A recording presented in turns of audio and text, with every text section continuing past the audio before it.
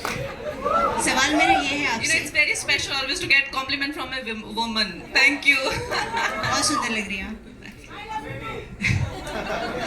Trailer को देख के एक सवाल है जो उन्होंने अभी कहा कि 7 साल का टाइम लग गया।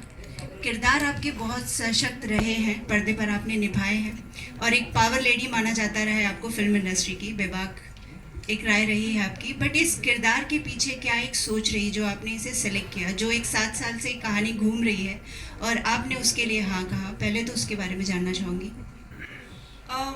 मेरे पास जब ये कहानी आई थी तो मुझे नेचुरली बहुत दिल को हर्ट हुई ये कहानी सुन के कि ऐसा भी हुआ है, ऐसा भी लोगों ने इतना साहस दिखाकर देश के लिए ऐसा एक तरह से मुझे लगता है कि जहाँ पे लोग मरते हैं, वारदात होती है, वहाँ पे ज़्यादा रिपोर्ट होता है, लेकिन जहाँ पे लोग बचा लेते हैं वारदात होने से, अपनी जान पे खेलकर जोखिम से, उसकी कोई बात कभी करता नहीं है।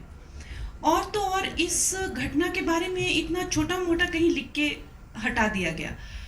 ऊपर से इनको कुछ 1 महीने का इंक्रीमेंट, अगर आप देखें तो आपको हंसी आएगी कि मतलब किस हौसले से ये लोग दिन ब दिन ऐसे भी इनकी ज़िंदगियों के बारे में जान के 1 महीने का, वो उनको आज तक नहीं मिला। तो मुझे बहुत अफसोस हुआ कि हम अपने बबल में रहते हैं लेकिन वास्तविक दुनिया से जो है हम कितना दूर हैं।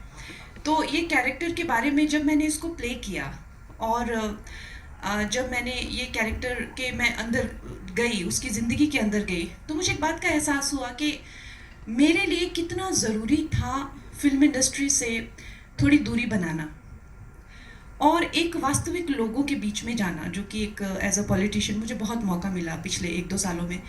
और ना जाने मैं अपने आप को कितना बेहतर है कलाकार मानूँ, ना मैं अपने आप को कितना भी ग्रेट मान सकती हूँ, लेकिन ये सच्चाई का मुझे आभास हो कि अगर मैं उन लोगों के बीच में नहीं गई होती तो I would have been so incompetent in this role.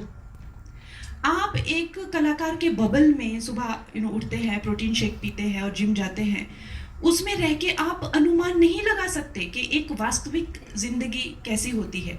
और मैं चाहे मैं एक मिडिल क्लास बैकग्राउंड से आती हूँ, लेकिन फिर भी मैंने एज अ टीनेजर शुरू किया था, एक काफ़ी लंबा अरसा मुझे फिल्म इंडस्ट्री में यहाँ की ज़िंदगी, तो मुझे लगता है कि मेरे लिए एक to be worthy of this role मुझे एक ऐसी कड़ी तपस्या करनी थी। जब मैं वो तपस्या के फेज से जा रही थी तो मुझे लगा कि मुझे ऐसी तपस्या क्यों करनी पड़ रही है, मेरा इससे क्या लेना देना, मैं तो एक कलाकार हूँ और यहाँ पे बहुत ज़्यादा तपना पड़ रहा है। तो जब मैंने किरदार निभाया तो मुझे इस बात का एहसास हो कि मैं कितना दूर हूँ, वास्तविकता से कितना दूर थी मैं, और कितना ज़रूरी था मेरे लिए वास्तविकता को समझना कि हर एक महिला हर दिन जो 4 बजे उठकर पानी भरकर लोकल ट्रेन में आते हुए सब्जी लेकर सब्जी काटते हुए जब घर जाती है और बीच में जो है उसको हर तरीके की अपमान का सामना करके, लोगों की जानें बचाकर, लोगों के एक्सक्रीशन साफ करके, बलगम थूक साफ करके जब वो हंसते हुए घर जाती है तो हमें अपने आप को देखकर बहुत छोटा महसूस होता है। तो ये कैरेक्टर को करते हुए मुझे इस बात का आभास हुआ। Thank you so much. Jayanti ji, आपसे एक सवाल होगा। असली कहानियों पर फिल्में आजकल बहुत ज़्यादा बन रही हैं, रियलिस्टिक सिनेमा इसे कहा जा सकता है। तो इस तरीके की कहानियों को बनाने की एक प्रेरणा जो है वो एक क्या सोच रहती है आपकी, जो इस फिल्मों के लिए, इन फिल्मों के लिए आप हाँ कहते हैं? तो अब वैसे जब प्रोडक्शन का डिस्कशन होता है तो ये बहुत छोटी फिल्में होती है, क्योंकि कमर्शियल फिल्मों से ये अलग होती है, क्योंकि उसके नंबर्स बहुत बड़े होते हैं, इसके नंबर बहुत छोटे होते हैं। लेकिन ये इतने ही पैसे में बननी भी चाहिए, अगर इसको कमर्शियल एंगल दिया जाए तो अच्छी बनेगी भी नहीं। तो कंगना जी ने वैसे भी मतलब इतना अच्छा काम किया है, आप फिल्म देखेंगे तो पता चलेगा कि इनके भी लाइफ की जितने रोल हुए उसमें से ये अलग है। करना आपके लेफ्ट में यहाँ पर। पहले तो पूरी टीम को बहुत सारी शुभकामनाएं। मेरा नाम है प्रियंका सिंह, दैनिक जागरण से। कंगना, मेरा सवाल आपसे ही है। आपने कहा कि जब मैंने फिल्म से थोड़ी दूरी बनाई तब जाना कि ज़िंदगी में और भी कितना तप है, कितनी मुश्किलें हैं। मैं जानना चाहूँगी कि क्या नर्सेज के अलावा और भी अनसीन हीरोज़ हैं जिन पर आप फिल्म बनाना चाहेंगे, और क्या भारत भाग्य विधाता को एक फ्रेंचाइज के तौर पर आगे बढ़ाया जा सकता है? क्योंकि बहुत सारे अनसीन हीरोज़ आपने जब आप थोड़ी सी दूर हुई फिल्मों से और लोगों के बीच गई तो आपने देखा ज़रूर होगा। यू हैव नो आइडिया, मेरे लिए एक अलग दुनिया खुली है, और मैं बहुत भाग्यशाली हूँ कि मुझे इतने सारे लोगों से मिलने को मिलता है। और आई थिंक बहुत सारे ऐसे लोग हैं जो भारत की रीढ़ की हड्डी हैं, और महिलाएं तो साइलेंट हीरोज़ हैं और अनसीन हीरोज़ हैं उस पूरे मूवमेंट के। आई थिंक चाहे वो फार्मर वुमेन हो, चाहे वो अपनी वीवर्स वुमेन हो, चाहे वो वुमेन हो जो बिना किसी के देखे और बिना किसी के कहे करोड़ों पेड़ लगा रही हों, और अगर आप उन महिलाओं से बात करें तो उनको आपकी कोई भाषा भी नहीं आती होगी, लेकिन उनकी जो इंटेलिजेंस है, उनकी जो आत्मीयता है, वो इतनी ईश्वरीय होगी कि आप सोचेंगे कि ऐसे लोग भी, और बिना किसी इसके कि हम कर रहे हैं उस भाव से। तो भारत भाग्य विधाता अगर इसे पसंद किया गया, और आगे चल के मुझे लगता है ऐसे बहुत कहानियाँ होंगी कहने के लिए।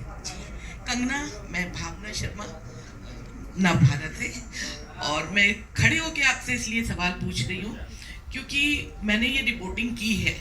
कामा हॉस्पिटल में जब एटीएस चीफ की डेथ हो गई थी और राकेश मारिया संभाल रहे थे, तो जिसने कसाब को पकड़ाया था उसके पास तो फिर भी एक डंडा था, लेकिन जो उस वक्त कामा हॉस्पिटल में जो भी थे स्टाफ, उनके पास कुछ भी नहीं था, ना उनके पास कोई एक्सपीरियंस था, लेकिन उनका नाम उतना नहीं आया। और राकेश मारिया को भी इस बात की बहुत तकलीफ थी क्योंकि उन्होंने नया नया वो संभाला था। क्या इतने सालों के बाद, एक तो बहुत बहुत बधाई कि आपने उन औरतों को सामने पेश किया, लेकिन अब जब आप इसमें हैं, पॉलिटिक्स में है, और यहाँ पर भी महाराष्ट्र में भी इसका भाजपा की गवर्नमेंट है, तो क्या आप नहीं चाहेंगे कि इन औरतों ने जो उन्होंने किया था उनको आगे लाने का या उनको कुछ करने का? आप डेफिनेटली मैम, आपने बहुत अच्छा प्रश्न किया है, और मुझे लगता है कि जो अक्सर जो है हम लोग ये सोचते हैं कि इनका बलिदान का कोई मायने नहीं है। ये सोच है, और ये सोच कहीं ना कहीं सब में है। तो इसी सोच को तोड़ने के लिए, क्योंकि आज इतने साल उस चीज़ को हो चुके हैं, और आई थिंक जो पुरानी सरकारें थी उन्होंने हर एक कोशिश की उनको चुप रखने के लिए, उनको बोलने नहीं देने के लिए, उनको इग्नोर करने के लिए, निगलेक्ट करने के लिए। लेकिन मेरा ये मानना है कि जबकि हम लोग उन लोगों को तो डेफिनेटली ग्लोरीफाई कर रहे हैं, ये उसी पर्टिकुलर इवेंट पे तो है, लेकिन मेरा ये मानना है कि कोई भी नर्स वैसे ही बिहेव करती उस दिन जैसे उन लोगों ने किया। कोई भी टीचर, कोई भी, अब हम नीरजा की स्टोरी जानते हैं, फ्लाइट अटेंडेंट। तो ये जो भारतीयों में ये जो भाव है, आत्मीयता का भाव, ये हम हर दिन देखते हैं। तो मुझे लगता है भारतीय बहुत ही एक उनमें एक आत्मीयता का जो भाव है उस पर ये आधारित है। तो वो जो हमारी बहनें हैं, वो उस दिन उस रात पे, जो कि उनको तो हम हर जगह जाके हमने जो है महाराष्ट्र सीएम जी से भी रिक्वेस्ट की गई है कि उनको बुला के कोई बैज ऑफ ऑनर या इस तरह से उनके साथ बैठ के हम उस दिन की बातें करें, क्योंकि मैंने उनके काफ़ी इंटरव्यूज़ भी देखे हैं, और ऐसा नहीं कह सकते कि किसी एक का ज़्यादा हीरोइज्म था। वही देखने वाले कि जो भी हैं उन लोगों ने, हमने तो फिल्म में शायद 1 या 2 डिलीवरी दिखाई होगी, 1-2 घंटे का एक पूरा रिस्ट्रिक्शन। 20 डिलीवरीज उन लोगों ने किया जब टेररिस्ट बाहर थे। एक भी पेशेंट को उन्होंने मरने नहीं दिया। एक भी जो बच्चे चाहे इंक्यूबेटर पर हो, चाहे कोई भी चीज़, तो आप समझ सकते हैं कि वो जो एक कर्तव्य को लेकर उनकी निष्ठा है और उनकी कर्मठता है, वो हम हर दिन जब भी हम अस्पताल जाते हैं, हमारे परिवार वाले हमें छोड़ सकते हैं वहाँ पे, लेकिन नर्सेज हमें कभी नहीं छोड़ेगी, ये हम सब जानते हैं। तो ये जो भाव है, इस भाव से प्रेरित होकर हमने ये फिल्म बनाई है। Hello, hi. On your right, you're Amar from Punjab Kesari. Hello. Hi, congratulations to everyone. This is such a beautiful trailer, and I think movies like these should be made more. For such a special reason, and for all these unseen heroes. Congratulations, Kangna. It's so refreshing and rewarding to see you in these roles. I mean, all the actors on the stage, they are. They look like steel wrapped in velvet, and when I see all these nurses in the hospital and they are forming a team and doing purpose which is like almost godly. My first question is to Neerja ma'am. I'm sure we hear a lot of things, that there's a lot of friction on sets and all these jazz, but then to have a set where all the actors are female, I'm sure the empathy must be tenfold. So if you can talk about that, Smita ma'am, and if Karna you want to add on that. My name is Girija. Never mind. I'm assuming that question was for me. Closest name to Neerja. So I'm taking it.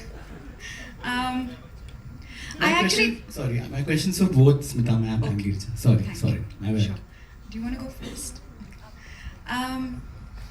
You spoke about stuff that you hear from sets. If there's any tension, anything of that sort. I actually don't know where it started, because I've been asked this question a lot of times. Every time I've been part of a film and there were a lot of women in the film, I have always had one person, and mostly men, come and ask me that we always hear कि जब बहुत सारी औरतें एक साथ होती है तो बहुत फ्रिक्शन होता है, तो कैसा था आपके सेट पे? I have never been part of a film where there were women, where there's been nothing but love, compassion and camaraderie on set. And on this set, I would especially like to say, I would just like to tell you all one thing. On the last day when we wrapped shoot, we were all hugging each other and crying. That's how much we were going to miss the set. We have all become very, very close to each other, not just the actors, even our ADs, our production team, our art team, our costume team, everybody was so supportive of each other. And we shot in a very small amount of time, like we shot for a very few number of days, so we were really going at the scenes at record pace. We didn't have too much time to really sit and form bonds. All of this happened through the process of the work that we did, and it was absolutely lovely to be part of this team of actors. They are just phenomenal on their own, and as a team they are wonderful. You will know when you watch the film.